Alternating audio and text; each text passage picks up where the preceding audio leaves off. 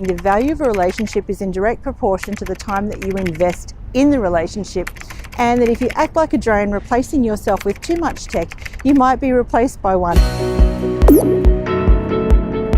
Sometimes you just want to go where everyone knows your name, right? Well, this is one of those places. The original Cheers bar in Boston, originally called the Bull and Finch bar up until it was renamed Cheers in 2002. Incidentally, if you're a fan of the show Cheers, it's just the outside of the bar that you see in the show. The inside of this pub, due to the magic of TV, was a soundstage in Los Angeles. This is an iconic tourist spot here in Boston on the Common, but let me get to why we are here at Cheers Bar in just a moment. As we promised, today we're going to give you a bit of a rundown on some of the clever things that we've seen in the expo at NAR over the last few days, because it's been big and obviously some great ideas in there. One of my personal favourites is this hat here from a plumbing company whose slogan is "Make Sewers Great Again," and also here I have some Brian Buffini socks which we'll bring home and give away for some of you fans out there. But the big tickets, there is so much money right now being invested in prop tech from all around the world. $30 million was invested in prop tech in 2010, and last year here alone in the USA there was $5.4 billion invested, and globally that number is $12 billion. This is why perhaps you're feeling the ground shaking with the latest hype, gadget and gizmo that you might be feeling you need to get involved in. The vast majority of the 500 or so exhibitors at NAR were all about lead generation. How do you find your next lead? And everyone is buying leads everywhere. But with all of these increases in technology and prop tech spend, according to Brian Buffini, only 9% of buyers find agents online right now, which is exactly the same it was in 2008. Meaning, despite all the prop tech spend and hype, that number has not increased over the years. And buying leads, let's just say from the TripAdvisors of real estate, is not the way we want to see you getting leads with someone taking a percentage of your fee. We want to see you building relationships directly with your customers by offering real value in an online and an offline sense. So back to the reason we are here at Cheers Bar.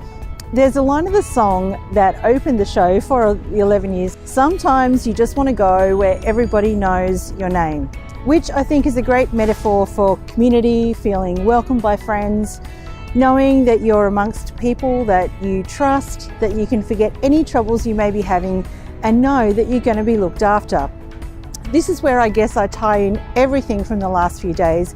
In video 1, we talked about online lead generation and the need to build the relationship offline as soon as possible. In video 2, we talked about protecting your fees, and you have much more of a chance of this if you're able to build trust online and offline.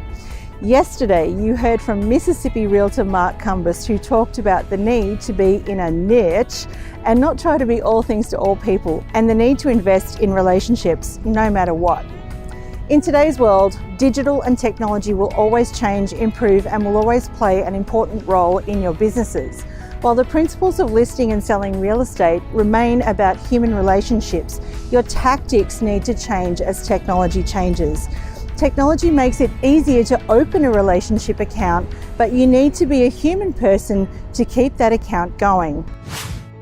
Brian Buffini also quoted another great Brian Tracy, in saying the value of a relationship is in direct proportion to the time that you invest in the relationship, and that if you act like a drone replacing yourself with too much tech, you might be replaced by one, as I talked about in video 2. So we're lucky enough to live in a time where tech can support our relationships, but don't let it take over with too many automated replies, bots or gadgets.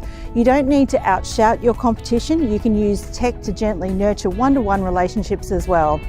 But do think about how you can invest deeply in your personal relationships, your service delivery and your knowledge to prove to the customer there is nobody more valuable than you to do the job of selling their house.